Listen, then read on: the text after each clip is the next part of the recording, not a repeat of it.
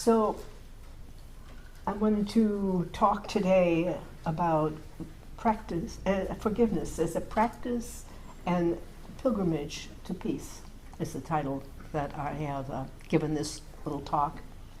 And I begin by saying that I was reading not too long ago from a scripture that's called the Book of Eights, Buddhist scripture called the Book of Eights. And it's kind of off the beaten path even for those people for whom the scriptures are a path, which aren't that many people, but this one is really kind of a bit off of it because it's from a body of work called the Sutta Nipata, which is amongst the oldest of the Buddhist scriptures. And in the Book of Eights, the Buddha speaks about the sage. The word that's used is muni, M-U-N-I. And the sage, he says, is the ideal. This is a little bit of different language than is used in much of the other rest of the scriptures. The sage is a person who knows peace. And I thought this really, I think it's something that we can all identify with, as something that we would like to see and have for ourselves, to know peace, to know peace. One particular, he talks about the sage in a lot of detail in the Book of Eights, but one particular verse caught my attention, and he said, talking about sages, "They are not enemies of any doctrine, seen, heard, or thought out, not making up theories, not closed down, not desirous. They are sages, wise, who have laid down their burden." And that really, I thought that was powerful. Sages don't dispute. He or she will add, because in the scriptures it's always about he's, but we'll add a she to that. He or she has laid down their burden. It's a huge statement. When the Buddha said they are not enemies of any doctrine, it's very possible that in the context of his day he really was talking about they don't dispute about different religious doctrines, because in the time that the Buddha lived, there was a time of tremendous change. They call it part of the axial age, when all kinds of new doctrines were, and I mean religious doctrines, were arising, of which the Dharma, or the Dhamma, the teaching of the Buddha, was one of them. And there were all kinds of people going back and forth, traveling over the Ganges Plains, the area of northern India. The Buddha was one of them, as samaneras, as yogis, searching for enlightenment. All kinds of doctrines that were being talked about. And it was very easy, could be very easy to get into dispute about them.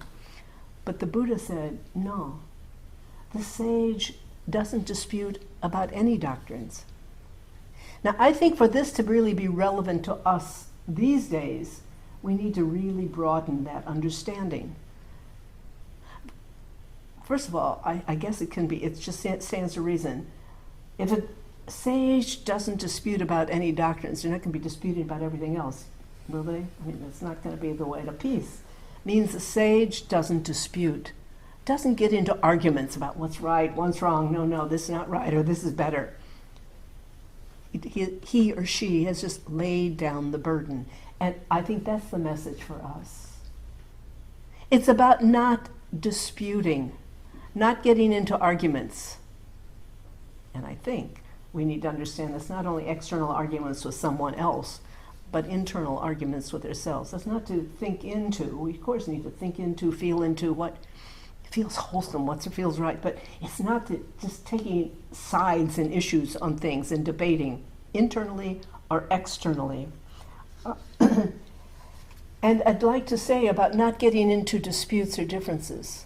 Let's all recognize sometimes disputes and differences are important in our everyday lives as laymen, are they not? They help us draw boundaries. They call us to drawing wholesome boundaries, which we need to do if we're going to live in this life as lay people. I suspect even as monastics, but we won't get into that. We need to do that to maintain wholesome boundaries. It's not just anything goes, oh, okay. No. So it's times when we have to say, no, this doesn't work. But the Buddha's talking about something really different. That is glomming onto some ideas or to something and then just fighting with others about it. Today I wanted to look at this goal of laying down the burden by not getting into disputes. And in particular, one type of dispute, and that is laying down the burden, finding peace through forgiveness, laying down the internal dispute of unforgiveness. I think it should be clear to all of us, if we're carrying around unforgiveness, there's not going to be peace. There can't be peace. Someone once said that unforgiveness is a poison that we give someone else. But I think more to our understanding, or more deeply, is that unforgiveness is a poison we give ourselves. If you're carrying around unforgiveness within, you're carrying around a lot of baggage. There can't be peace. There can't be peace with that baggage. Unforgiveness, it's a blockage in the heart. It locks us into a small place where we see ourselves as a victim and somebody else is the perpetrator. As long as we're identifying as victim, and sometimes actually we can see ourselves as perpetrator as well, but as long as we do that, there won't be peace. You know, I think that unforgiveness is part of what the Buddha was talking about when he spoke of suffering. As most of you know, the Buddha spoke about noble truths. The foundation, the centerpiece of his teaching are about noble truths. There are 4 of them. The first noble truth says there is suffering in life. And he's not only talking about these big obvious things that we see in the news all the time, these egregious, horrible things, but it's the internal burdens we carry as well. And I'll say, maybe this is good news or not, but the more you practice, the deeper you see the suffering goes. You know, some people like to say, well, ignorance is bliss. Let me not even get into all that. But the truth is, there's no peace in ignorance either. It's not bliss. So it's going into it and really, really looking at it. What is the suffering? Really acknowledging that. And part of it is unforgiveness is part of the suffering. So that's the first noble truth. The second noble truth that the Buddha espoused, and some people are calling it the second noble task, or the second task, as Stephen Batchelor is talking about that these days, switching it from truth to a task, something we need to do, is that, or need to recognize, is that the source of our suffering comes from holding on, grabbing on to something. And that can be grabbing on to my role as a victim, grabbing on to a role and identification with victimhood. So that's the second noble truth, hanging on to our anger or our fear over something that has happened. Something that has happened, maybe many years ago. So what is forgiveness? That's unforgiveness. And in this context, what is forgiveness? And I think some of us here maybe are old enough to remember that old song. Do you remember the lyrics? To make a mistake is only human, but to forgive is divine. Am I the only one who remembers that one? Oh, thank you. There are a few other people. It's really old. But it was sung with, I don't remember who sang it. It was a male voice, with such passion. It really got, but to forgive is, and I'd sing it if I had any voice, but really, but to forgive is divine. And he just went out really big on that. And I was thinking, I think these days, not too many people think of divinity and forgiveness together. I think we more likely, when we think of forgiveness commonly in our culture, we tend to think of, the guilty party coming to us, with a bouquet and an explanation in hand, and then we say, oh, okay, I'll forgive you. He's kind of in the moment. Or else we say, no way, I'm not going to forgive you. And that's kind of what we understand as forgiveness, I think, commonly. But in our practice, it's quite different. Forgiveness is a practice. Forgiveness is something that we cultivate. And it means truly letting go. Truly letting go of the anger or the hardness in the heart with regard to what the other person did, the transgression. It's letting go. Forgiveness is letting go of aversive blame. You did that, and the hardness that arises. I'd like to say that forgiveness is part of the third noble truth. First noble truth is the truth of suffering. There is suffering in life. It doesn't mean all of life is suffering, by the way. That's a lot of people, when they first come to Buddhism, they think, oh, Buddhism all about suffering. Well, yes and no. Not all of life is about suffering. There's a lot of joy and all the other things, that wonderful things that life includes. But the first noble truth, we all know there's suffering in life. The second noble truth is that the suffering comes from holding on, grasping something. The third noble truth is you can alleviate suffering by stopping grasping, letting go, transcend suffering to the extent that we can let go of what is causing suffering within, then we can alleviate our suffering. We can just lighten it up. It is forgiveness that allows us to live with greater inner peace. The poet Rumi has a wonderful poem. It's called Be Ground. He said, be ground, be crumbled, so wildflowers will come up where you are. You've been stony for too many years. Try something different. Surrender. Like, wow. And instead of surrender, he could have said, forgive. Rumi, Sufi poet, most of you know, I think it was the 1200s in Turkey. What is now Turkey, anyway. So forgiveness means moving past that stoniness, that hardness of heart. Moving past the walls of the anger and the aversion. And recognizing the pain. Recognizing with kindness, embracing the pain that is within yourself. So a question to ask you right now, for each of us, to just explore for a moment. Maybe some of us know it right off the bat. How are you stony? Just to explore for a moment. We'd be quiet just for a moment. How is your heart stony? Where are you not surrendering or not forgiving? Is there anywhere? Most of us might have somewhere, someone, just thinking into it for a moment.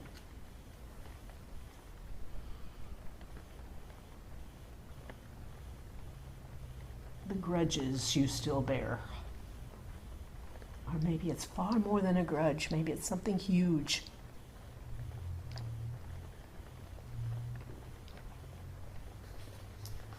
I want to read to you an example of forgiveness. And this has been written by a man named Chuck Sandstrom. He told this story. He said, in June 2009, while I was having an unregistered car towed from a rental property I owned in Akron, Ohio, I was confronted by the owner of the car, a stranger who turned out to have a history of alcoholism, violence, and incarceration. He was drunk and angry. He punched me in the face. My head hit a brick wall a few inches behind me at the speed of a high-speed car wreck. My nose was broken. My 2 front teeth were knocked out. I almost suffocated on my own blood, and I was in a coma for 6 weeks. By the time I emerged from the coma, my family had gone through early stages of rage, fear, and vengeance. But they knew me well enough to know that if I survived and if I woke up, I would try to forgive. I'll say this man was a motivational speaker. This had kind of been his path. So they knew me well enough that I would strive to forgive.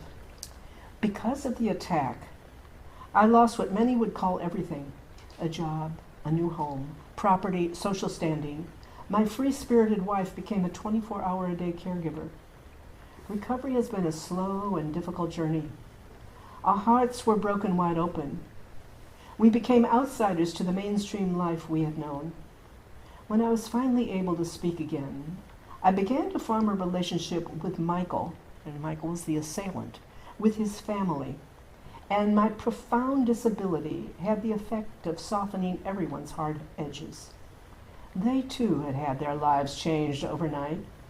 Michael had gone into hiding the night of the assault and was nearly drinking himself to death. He was hiding from U.S. Marshals who were prepared to shoot him upon arrest. In Auburn is the name of his wife.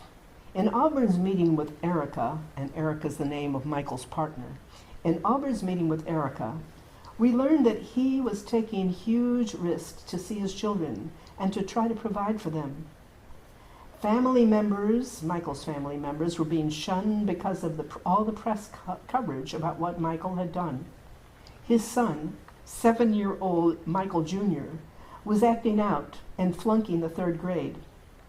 His 4-year-old daughter, Lyric, was diagnosed with a serious illness. Both children cried for their father night after night. When Michael was finally arrested, we realized that seeing him get sentenced, though necessary, would not bring about healing. What had helped us the most had been reaching out to his family. It helped us recover from our own pain. There was a moment in the courtroom pre-trial when Michael turned and looked my way. Our eyes met. All either of us saw in the other's eyes at the moment was compassion. As a result, Auburn and I made a decision to join the defense. Through phone calls and meetings in hallways, we spoke with the prosecutor and the defense attorney and made it known that since punishment for Michael provided no relief to us, our wish was for him to have access to treatment, work, and school, and to get out sooner rather than later in order to return to his children. We succeeded in arguing for a significantly reduced sentence. Later, when Michael learned I had forgiven him, he told Erica he had never had such a strange feeling. He said he felt love like he'd never felt it before. In these more recent years, we all continue to have challenges relating to rebuilding our family's stabilities. There will always be an understanding and a love between both of our families, but such relationships are by their very nature fraught with expectations and disappointment. Most people see my injury as a tragedy, but for my wife and me, it's created an opportunity to love more deeply. Strange as it sounds, I see my brain injury as a great gift. People think we're special to have forgiven this man, but trust me, my wife and I are not abnormally good people. What is true, however, is that the path of forgiveness can take ordinary people on an extraordinary journey. So this is Chuck Sandstrom. His story appears on a website called theforgivenessproject.com. And I urge you to take a look at that. It just includes story after story of people who have forgiven in extraordinary circumstances like Chuck Sandstrom did.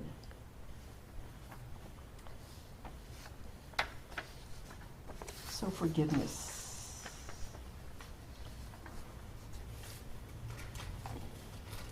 In order to forgive, I think there are two qualities that really are important. And one of them is compassion, and the other is courage.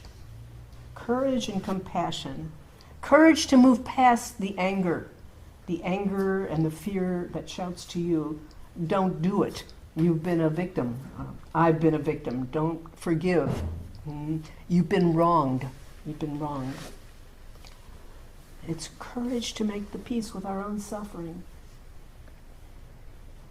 The trespass, whatever it is, has happened, and it's not going to unhappen, right? Maybe many of you have heard a definition of suffering is giving up hope of a better past. And this is exactly what Chuck Sandstrom recognized. Past has happened. He's not going to unhappen. And he had the courage to move through it. Compassion is another key element in forgiveness. And you can't forgive without that quality. And what is compassion? It's a tender regard for another being. A tender regard for the suffering that another being is in. It requires a tender regard for your own suffering first. You have to have that same regard and bring it from within so that you can offer it without. And I think this is exactly what he mentioned, Chuck Sandstrom. In the courtroom, he said, their eyes met. His eyes met with Michael's eyes. And he saw there, and he offered compassion. He saw the suffering this man was in. And he certainly saw it with regard to the children who were crying for their father and the risks that the father was taking to get in touch and try to provide for the family, even before he had been incarcerated. So the tender regard means recognizing that the person, let's call it the person, the transgressor, did whatever they did out of confusion.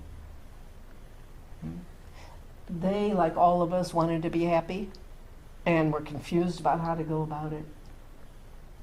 And then they did whatever the act was that they did. Now maybe as you hear this, you might think, well, sure, sounds good. Yes, sure, I know I need to do it.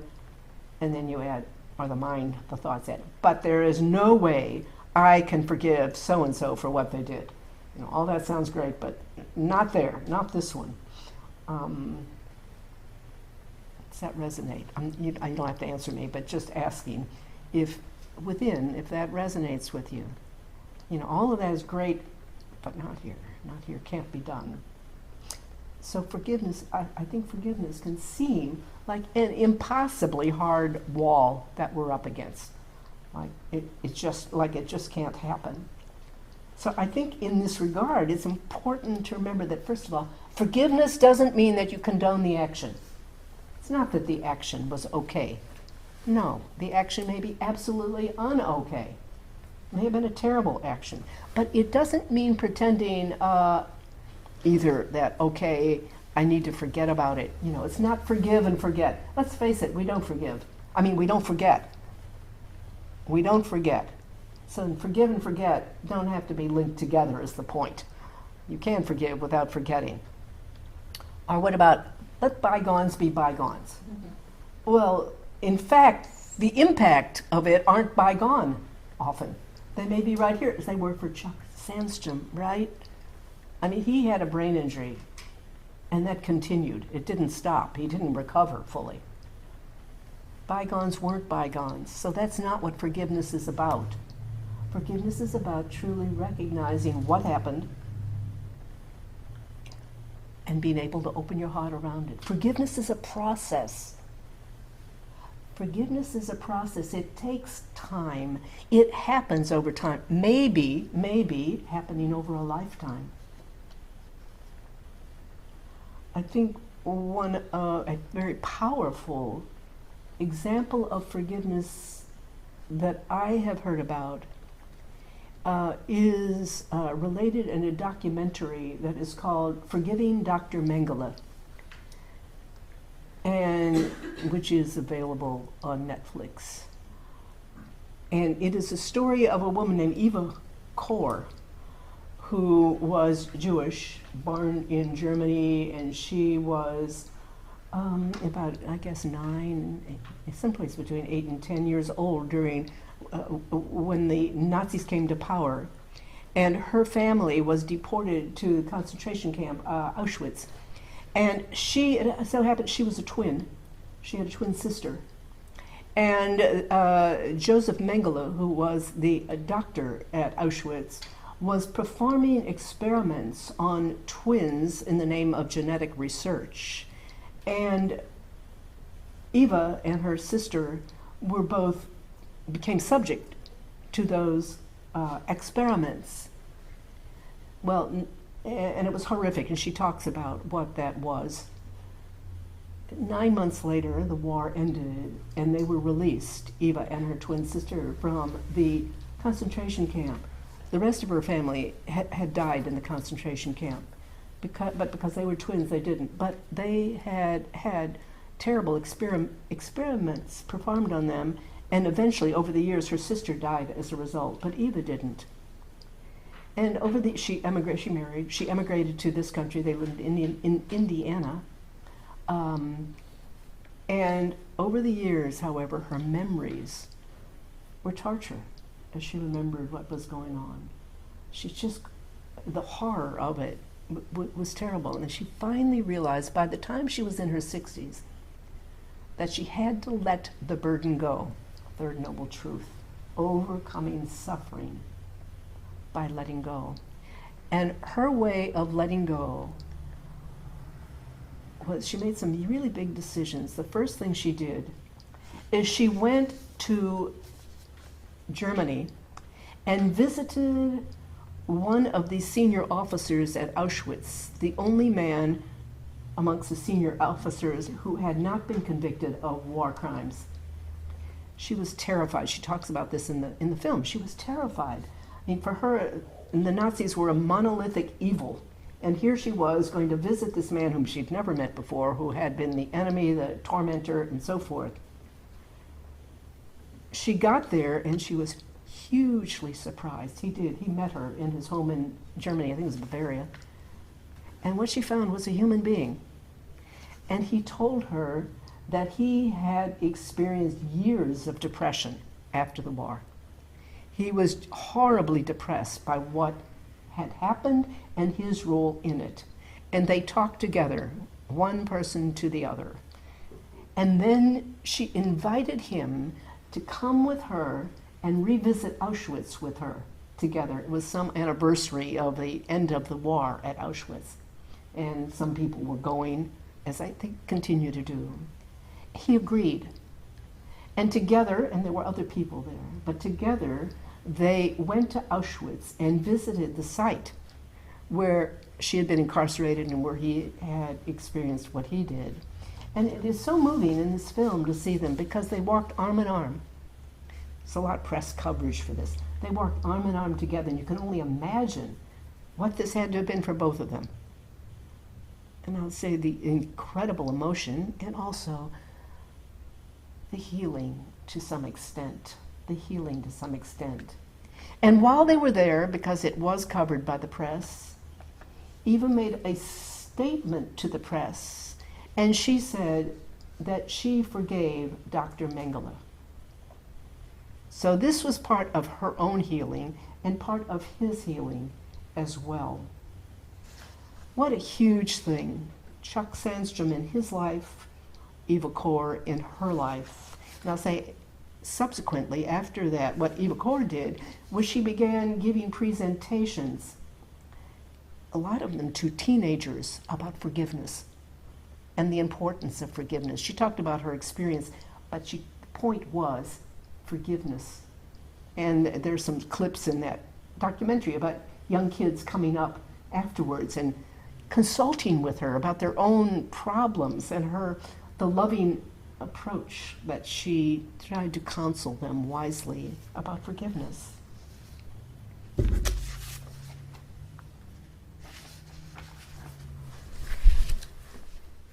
Forgiveness doesn't mean, however, that once the forgiveness has happened, the anger never comes back or the aversion is gone forever. That doesn't happen like that.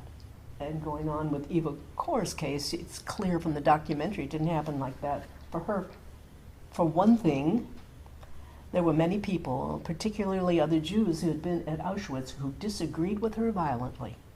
They thought she had no right and was absolutely wrong to forgive Dr. Mengele. So constantly, this act that she had offered out of the bigness of her heart was being assaulted.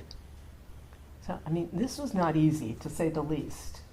Forgiveness doesn't mean that the other person is going to bow down, or others associated with it will bow down and say, aren't you wonderful? It didn't happen for her like that. She was absolutely certain. She didn't waver in her forgiveness, and she had a lot to contend with as a result of it. As it sounds like Chuck Sandstrom did too. A lot of people say, how can you even do that? Aren't you remarkable to do that? So, needing to recognize. It doesn't mean that it's over forever, and we just have to face whatever comes. It's the decision. She made an unconditional decision, as he did. Forgiveness, no matter what the transgression had been. And I will say, I suspect, and I have not experienced anything nearly as extreme as Chuck Sandstrom or Eva Kor, but we do know from brain science that the wiring of the brain changes when we start behaving in new ways. In fact, a great deal of our practice is based on that fact. Even before it was known as a fact, the Buddha knew it. You start behaving and responding in wholesome ways, and you're transformed. And that's what happens. And we can say it scientifically, or I would just say quasi-scientifically, because I'm no scientist, but we do know that the neural nets in the brain and their neural net, and the brain has thousands of neurons, millions, maybe it's even billions, somebody of you might know better. They become rewired. There are pathways. When we have habitual behaviors, certain neurons begin to, what they say, wire together. And so the next time we act out of an unwholesome behavior, it just flashes right down that neural network that has already been established because it's become a habitual action, and bang, you're right caught up in the unwholesome behavior again.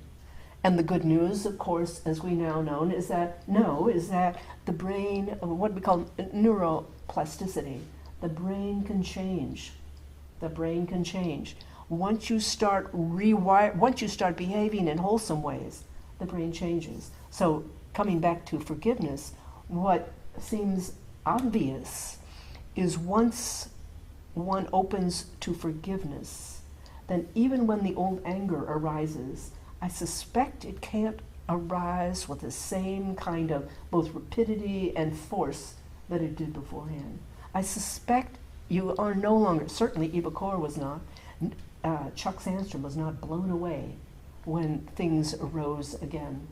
You're able to sit in the middle of the fire in a different way because your brain has been rewired. Now, this is I haven't read research on that, but it seems to me that it stands to reason in terms of what we know about the way the brain is wired. So what we do is take one step at a time. We simply recognize, oh, unforgiveness is here. I'm carrying around that burden. It's making my heart heavy. It's keeping me from peace, the inner peace and freedom. I can do something about it. I'm not just a victim and will be a victim forever after. I can get out of that trap. I can get out of that prison. How? By intending, by deciding this is what needs to change, and I'm going to try to forgive. It's a process, and it may take many, many years even to come to that spot, but it can be done. And then we take one step at a time, intending. I think that for many of us, to first recognize the unforgiveness when it's in our heart means getting in touch with our anger. And some of us are maybe non-combative people. Maybe you're not one of them. Maybe you're very combative. But some of us are non-combative, and we'd rather, when there's conflict, what we want to do is get out of there or submit. We just don't want to have the hassle of conflict. We may not even be in touch with our anger very much. We want peace, so we skip over all that horrible stuff and just go straight to, we can deny the anger. Maybe that's familiar to you. It's not maybe familiar to all of us, but for some of us, it's really, I think, the way we're kind of set up.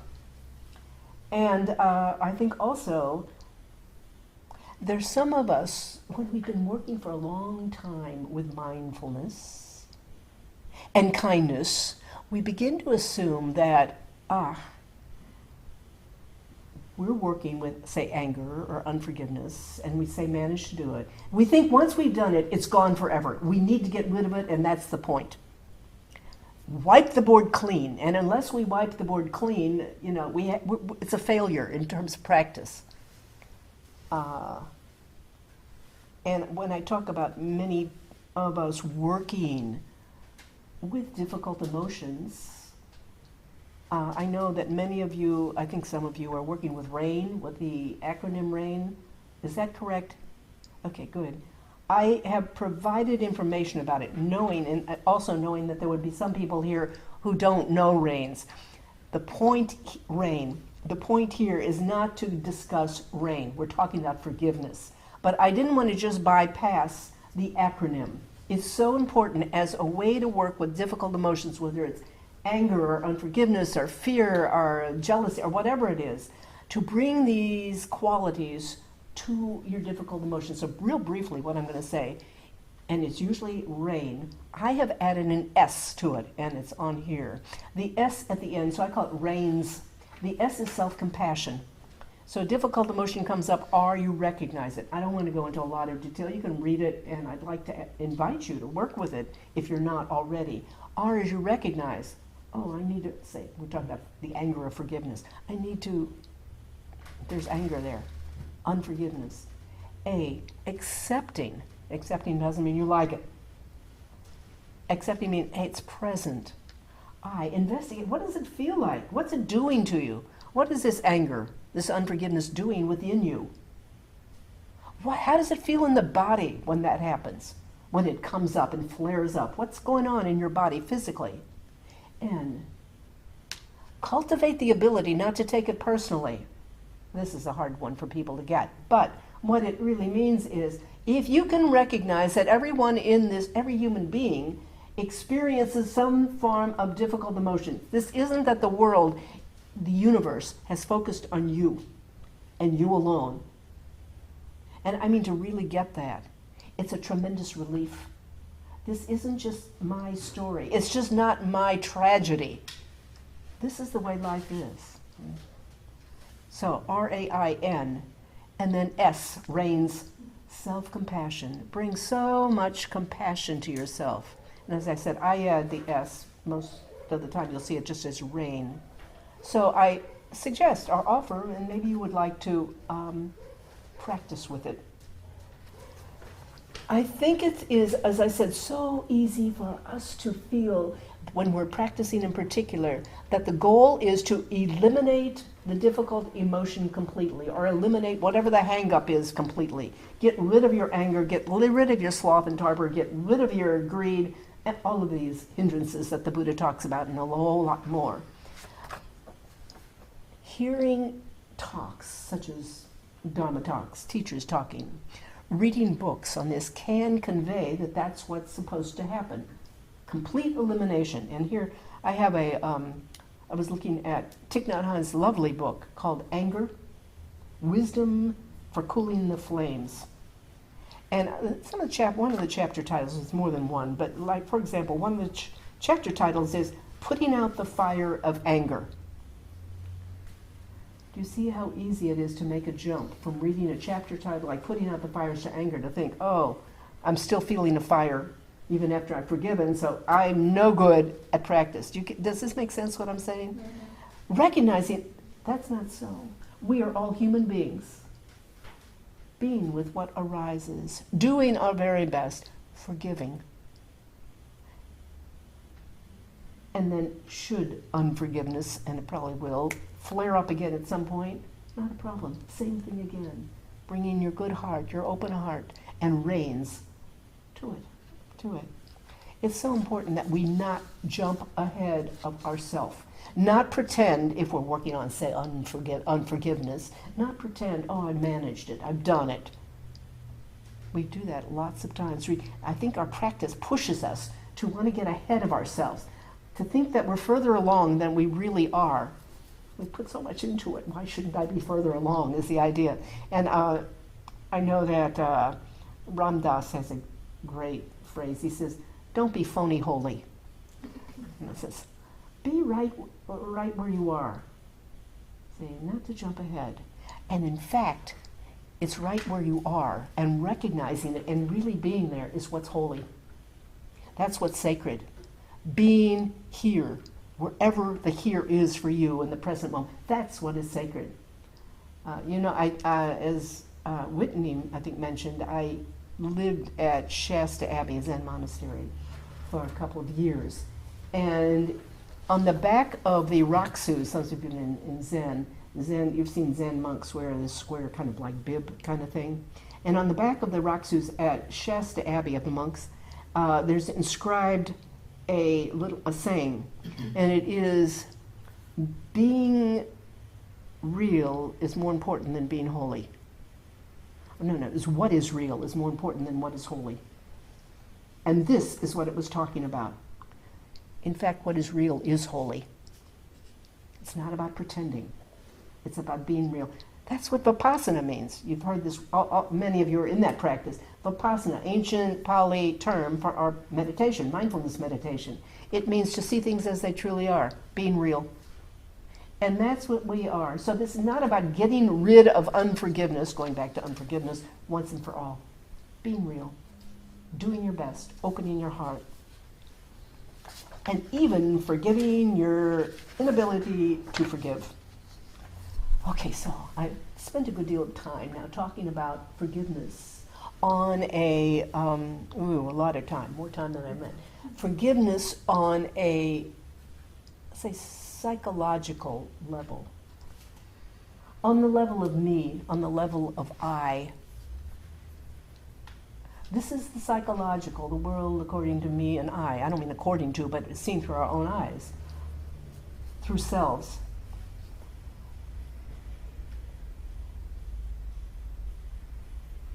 It's important for us to recognize that our spiritual practice, and we're going to go on to another dimension, isn't just about the psychological level, as I spoke about last night. It's not, our spiritual practice is not just a self-improvement project.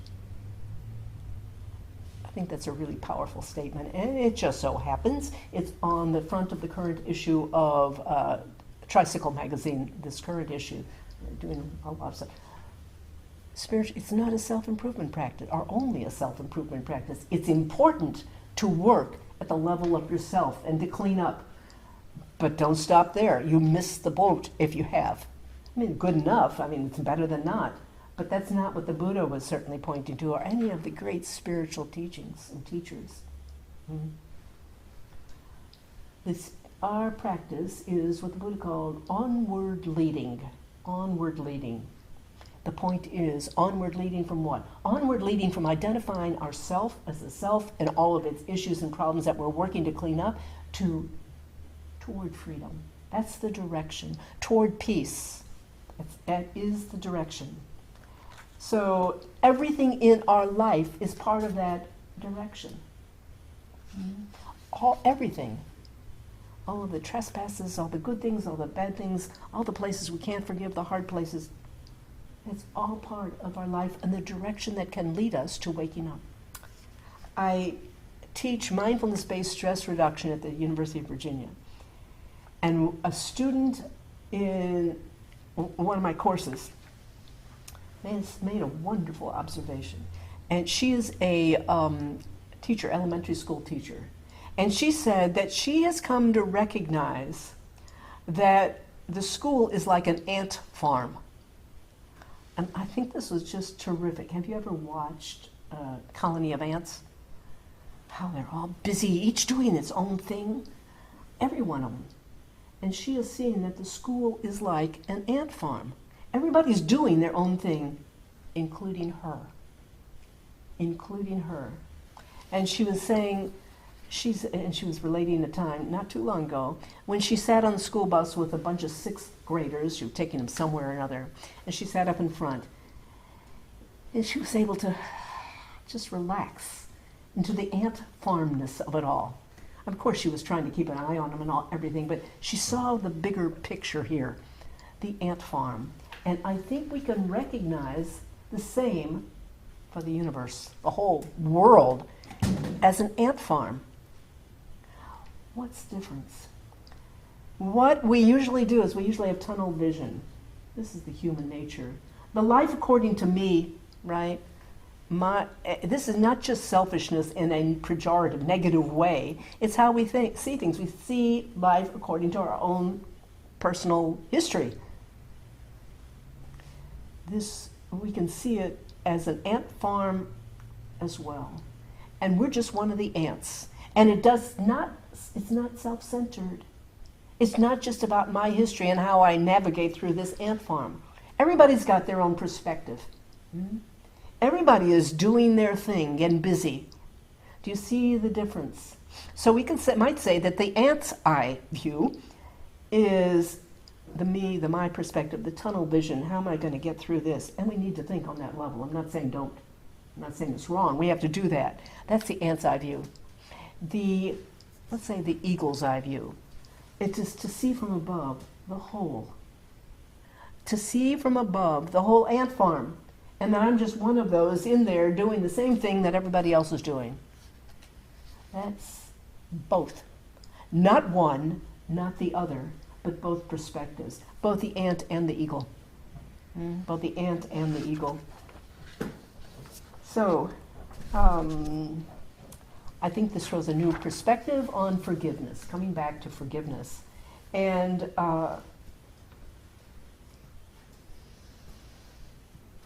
when we see both perspectives, ant and eagle's eye view, we can recognize that whatever trespasses, whatever terrible things that you hold in your heart, hard things that are hard to forgive, whatever they've been, they're just part of this ant farm, just part of these ants moving around, doing what they're doing. All of us have our armor. All of us have our approaches.